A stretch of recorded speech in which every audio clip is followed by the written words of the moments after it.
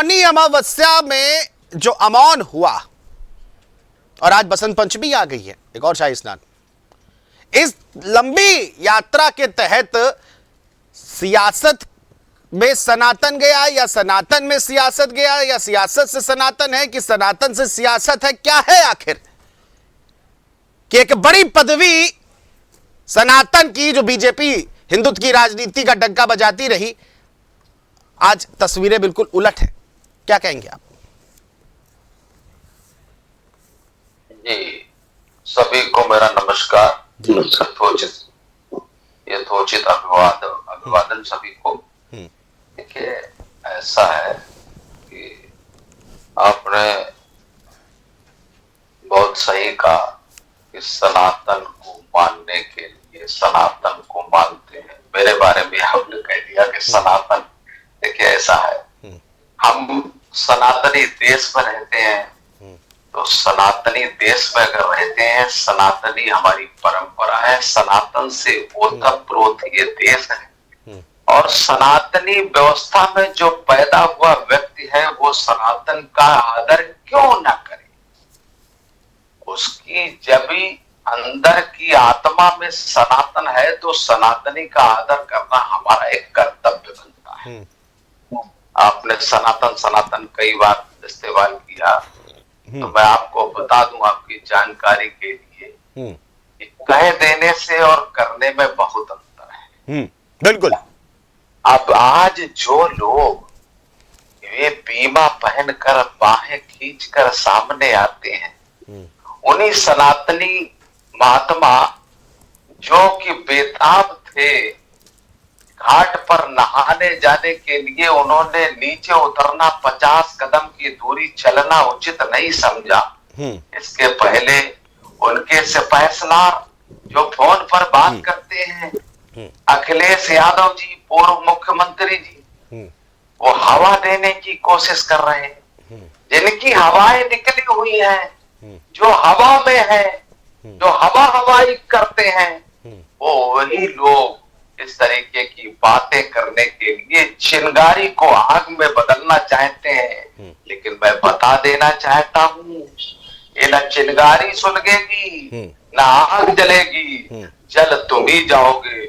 जो नकली सनातनी बनने की कोशिश करेगा और नकली रूप से जो कभी उन पर लाठियां भांजते, उनको मारते पीटते, उनको कोसते, थकते नहीं थे, आज वो कहते हैं कि साहब वो संत हैं। सनातनियों की बात और सनातनी शब्द मुझे लगता है अखिलेश यादव की जवान से बौना लगता है। अखिलेश यादव अगर सनातनी बात करते तो उनके पिताजी जिनके द्वारा वो स्थापित थे, जिनके द्वारा वो स्थापित हुए थे, जिन्होंने अपनी दम पर चुनाव लड़के अपने पुत्र को गद्दी पर बिठा दिया था, वो आज अगर इस तरीके की बातें और उंगली उठाने का और प्रश्न चिन्ह खड़ा करने जैसी बातें करेंगे, तो मुझे लगता है कि ये उनकी जवान से जनता और जनार्दन होती है, जनता जनार्दन और संत समाज भी।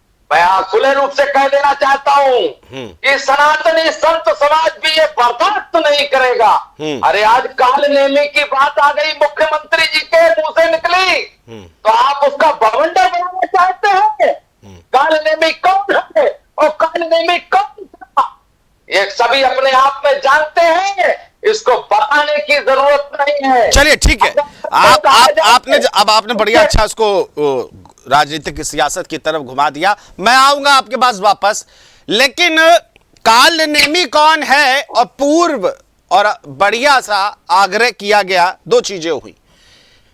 मैं जरा डॉक्टर पूजा मिश्रा जी से भी जानना चाहूंगा। उससे पहले हमारे साथ सुनील त्रिपाठी जी भी जुड़ चुके हैं। सुनील जी बहुत बहुत स्वागत है आपका। एक बार कल की चर्चा में आप भी थे मौजूद और सीताराम दास जी भी मौजूद है। आप दोनों से मैं बाद में राय लूंगा, लेकिन उससे पहले जरा समाजवादी पार्टी की प्रवक्ता से जान लेते हैं। पूजा जी, क्योंकि आप प्रयागराज की नगरी से ही आती हैं, और अभी राघवेंद्र चौहान साहब बहुत बढ़िया बोल रहे थे तमाम चीजों को लेकर। मैंने उनसे बस इतना पूछा कि सियासत से सनातन है या सनातन से सियासत है? बड़ा कंफ्यूजन चल रहा है आजकल। हफ्ते 10 दिन ज्यादा हो गए, तीसरे से चौथा शाही स्नान आ गया, लेकिन इस मौनी अमावस्या की घटना जो एक माफी से पूरी हो सकती थी, अखिलेश यादव ने भी माफी मांग ली थी, तो माफ कर दिया गया था जब आपके समय की सरकार थी।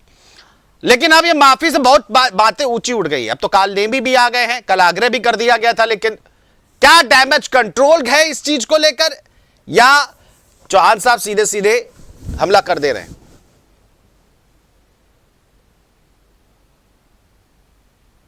जी पूजा जी, प्रश्न मुझसे है? जी जी आपसे। कुलभूषण जी आपको नमस्कार। नमस्कार। साथी प्रवक्ताओं को नमस्कार। प्रवक्ताओं के साथ ही और आपको और आपके सारे दर्शकों को आज बसंत पंचमी है, उसकी बहुत बहुत शुभकामनाएं आपको। अभी जो है भाजपा के प्रवक्ता कह रहे थे और उन्होंने कहा कि जो है समाजवादी पार्टी, चलो ठीक है समाजवादी पार्टी बुरी, कांग्रेस बुरी, देश में जितनी पॉलिटिकल पार्टियां हैं सब बुरी, जिन्होंने भी जो है शंकराचार्य जी को कॉल किया सबने माइलेज लेने के लिए कॉल किया, चलिए ठीक है। तो इससे क्या जो है पुलिस प्रशासन को ये अधिकार मिल जाता है कि वो बटुकों की शिखा खींचेंगे, 80 साल के जो है संतों के मुंह पे बूट रगड़ेंगे, ये अधिकार मिल जाता है क्या प्रशासन को? जब आप बात अभी आपने कहा कि सियासत से सनातन है कि सनातन से सियासत है, ये दोनों जो है अलग चीजें हैं। अगर अलग चीजें नहीं होती तो सुप्रीम कोर्ट के कई सारे वर्डिका रखे हुए हैं। हमारे संविधान में आर्टिकल 25 साफ साफ कह रहा होता है कि जो राज्य का कार्यभार है, राज्य का कार्यभार राज्य संभालना है, लॉ एंड ऑर्डर देखना है, धर्म का और धार्मिक चीजों का निर्धारण करना नहीं है, ये कार्यभार उनका है ही नहीं। और जो माघ मेला हो गया, महाकुंभ हो गया, इसमें प्रशासन की ड्यूटी कुलभूषण जी इसीलिए लगाई जाती है कि वहां पर जो भक्त जाते हैं उनको स्नान करने में कोई असुविधा ना आए, वो सुविधा से स्नान कर सके। और जहां तक बात रही अब केशवानंद सरस्वती जी का, शंकराचार्य जी का, उनका जो सेक्टर 4 में ही उनका शिविर है और वहीं से पूछ करके निकले हुए थे, उनको अपमानित करके अपमानित करने के लिए ही रोका गया। उनके जो 12-15 साल के जो बटुक थे उनके साथ में बर्बरता, उनको अपमान करने के लिए ही किया गया। वरना ऐसा तो है नहीं पालकी लेकर के धड़ाम से कूद जाते मां गंगा की गोद में।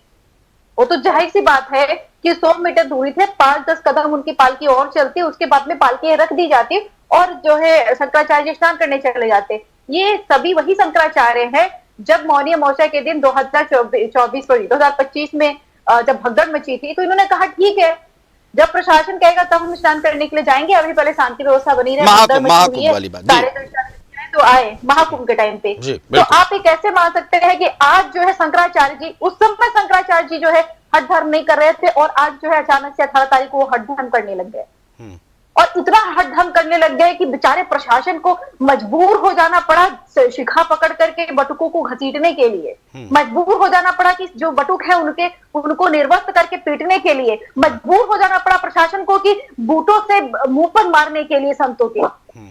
ऐसा तो जघन्य अपराध नहीं किया था किसी ने कि इस तरीके की बर्बरता की जाए संतों के साथ में। और वहीं पर सतुआ बाबा के 4-4 गाड़ियां खड़ी हैं, वो पूरे लग्जरी के साथ में जो है घाट तक पहुंच रहे हैं, और यहाँ पालकी से आपको दिक्कत हो जा रही थी और पालकी की दिक्कत नहीं है। अगर प्रशासन सही तरीके से सम्मान पूर्वक शंकराचार्य जी से बात करता तो बिल्कुल जो है सम्मान पूर्वक तरीके से शंकराचार्य जी स्नान कर लेते। शंकराचार्य जी ने 2 घंटे तक वहां पे इंतजार किया था और शंकराचार्य जी आज भी अपने शिविर के बाहर वहीं बैठे हुए हैं जहां उनको प्रशासन छोड़ करके चला गया। और ये जो भाजपा वालों को लग रहा था कि माइलेज ले लेंगे क्योंकि जो है पूरी पीठ के जो शंकराचार्य जी हैं निश्चलानंद, इन्होंने बाकी 2 शंकराचार्य जी ने जो है शंकराचार्य जी को मान लिया हुआ था, इनके साथ में समर्थन में थे, इनकी जब जो है पट्टाभिषेक हुआ था तब भी थे। तो आप सोचिए क्यों माने हुए थे। आज जब उनका बयान आया हुआ है निश्चलानंद शंकराचार्य जी का, उन्होंने कहा कि शंकराचार्य जी को अगर आप नोटिस देते हैं तो आप युद्ध को दावत दे रहे हैं। जहां पे आप संतों की बात आती है और माननीय मुख्यमंत्री जी मतलब कानूनी में कह रहे हैं, आप सोचिए उनका बयान किस तरीके का आ रहा है। तो वो कहते नहीं है क्या कि जब नाश मनुष्य पर छाता है तो पहले विवेक मर जाता है। तो माननीय मुख्यमंत्री जी के ऊपर अब नाश छा गया है और इसीलिए उनका विवेक मर चुका है। जो बात सिर्फ माननीय मुख्यमंत्री जी के फोन से हो जाने से, माननीय मुख्यमंत्री जी अपने प्रशासन को बस इतना कह देते कि स्वामी जी को जो है सम्मान पूर्वक मैं क्षमा मांगता हूँ, स्वामी जी आप जो है इस विवाद को यहीं पे खत्म किया जाए, आप सम्मान पूर्वक स्नान करिए, इससे कुछ नहीं हो जाना था। बिल्कुल आपकी बात बिल्कुल ठीक है, सही बात है पूजा जी। यही एक शब्द था, यही एक वाक्य था, अगर ये बोल दिया जाता तो आज हम और आप पांचों लोग बैठ के चर्चा ना कर रहे होते, कुछ और मुद्दे। काम होता करना और भारत की एकता, अखंडता और समरसता की बात करना। जिस तरह से पूज्य शंकराचार्य जी ने इस पावन काल में ऐसा जो है वातावरण ला करके खड़ा कर दिए हैं, जो समाज में बिल्कुल वैमनस्यता पैदा हो रहा है। क्या पूज्य शंकराचार्य जी को इस प्रकार का व्यवहार करना चाहिए? 2.5 घंटे से प्रशासन अन्वय विनय प्रार्थना कर रहा है, लेकिन पूज्य शंकराचार्य अपने हट को रखे हुए, उन्होंने अपने हट को नहीं त्यागा। क्या ये लिखा है शास्त्रों में, पुराणों में? माघ मेला सिर्फ जनता जनार्दन श्रद्धालुओं की व्यवस्था के लिए होती है। तम तो ऐसे तीर्थ के समान होते हैं। तम तीर्थानी तीर्थी कुर्वंती, तम तो तीर्थ को भी तीर्थ करते हैं। तब ऐसे शंकराचार्य जी जो पालकी पे सवार हैं, पैदल भी गए होते, स्नान कर भी होते, कोई वहां पे इस प्रकार की वातावरण नहीं होता। उन्होंने इस प्रकार का वातावरण क्रिएट करने का काम किया, जो समाज में इस प्रकार का संदेश जाए और सरकार को बदनाम करने का साजिश रचा जाए। कल भी मैंने आपसे सीताराम जी कल भी मैंने आपसे कहा था कि ताली एक हाथ से नहीं बजती। आप अपनी बात रख रहे हैं, मैं आपकी बात को नहीं काट रहा हूं। नहीं, लेकिन आपने कहा, मैं एक बात कहना चाह रही थी। जी ये कुलभूषण जी ले लीजिए। इन्होंने कहा कि प्रशासन जो है हाथ जोड़ता रहा। ये बताइए, बूटों से मार करके, शिखा खींच करके हाथ जोड़ रहा था, रोज एक नया नोटिस भेज करके इसको हाथ पूजा जी वहां पे रिपोर्टिंग कर रही थी, इनसे पूछिए। पूजा जी वहां रिपोर्टिंग करने मैं आता हूँ, आप लोग पूछेंगे। अरे धर्म गुरु जी की बात को काटने की आवश्यकता नहीं है। चौहान साहब आपके पास समय, चौहान साहब समय दूंगा मैं, चौहान साहब मैं समय दूंगा आपको समय दूंगा। मुख्यमंत्री चौहान साहब जी, आपको मैंने एक लंबा समय दिया था, मैं दोबारा काउंटर के लिए आपको समय दे दूंगा, ठीक है? प्लीज अब मैं धर्म गुरु जी की बात पूरी हो जाने दीजिए। आप ठीक अपनी जगह कह रहे हैं कि संतों के इस तरह चीजें नहीं होती, लेकिन क्या संतों को कपड़े उतार रहे जाते हैं, उनकी चोटियां खींच के घसीटा जाता है? क्या उनको जूतों से मारा जाता है? ये एक प्रश्न बता दीजिए। नहीं, मैं तो तस्वीरों पे डिपेंड करता हूं। नहीं है जो ब्राह्मणों के साथ हुआ, संतों के साथ हुआ, उसका निंदा नहीं किया। ऐसा कोई व्यक्ति, कोई धर्माचार्य नहीं है। लेकिन इस निंदा करने के बाद मुख्यमंत्री जी ने नहीं किया निंदा। 2.5 सामने में कहने लगी है वो, सामने में कहने लग कहेंगे और पूजा जी को भी लगने लगे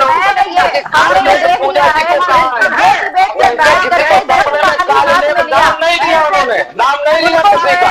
उनको जो है माननीय मुख्यमंत्री जी ने नाम नहीं लिया किसी का। करते हैं, माननीय मुख्यमंत्री जी ने किसी का नाम नहीं लिया। ऐसे तो क्या कहा जाए कि बड़ी लकड़ी लेने की आदत पूर्व मुख्यमंत्री जी को है। वही उनके प्रवक्ता जबरदस्ती की बात को ठीक नहीं होता। शब्दों का कृपया ध्यान रखें, बोलने दीजिए। नहीं ठीक है, चलिए बीच में और थोड़ा सा शब्दों की गरिमा याद रखिए, ध्यान से बात करें तो मुझे लगता है ठीक है, क्योंकि ये सब चीजें होती रहती हैं। प्रवक्ताओं के साथ में आप वो एक्सपेक्ट नहीं कर सकते हैं। बिल्कुल। उनको सिखा करके भेजा जाता है। सीताराम जी आप अपनी बात पूरी कर लीजिए। जो है आप प्रवक्ता हैं, और मैं चाहूंगा कि शब्दों की गरिमा कृपया शब्दों की गरिमा को ध्यानपूर्वक मेरी डिबेट में इस्तेमाल करें कृपया।